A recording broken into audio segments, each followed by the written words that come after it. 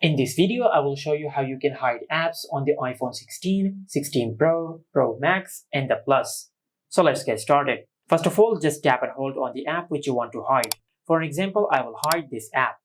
Just tap and hold on the app. Now from this pop-up menu, just select Require Passcode. And from here, just tap on Hide and Require Passcode. Now just enter your lock screen PIN.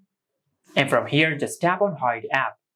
And once you do that, you will hide the selected app from your home screen.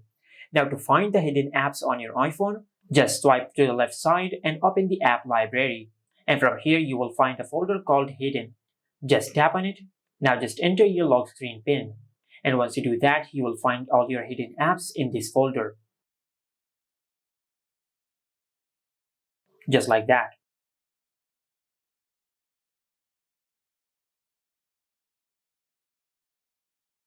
And this is how you can hide apps on the iPhone 16, 16 Pro, Pro Max, and the Plus.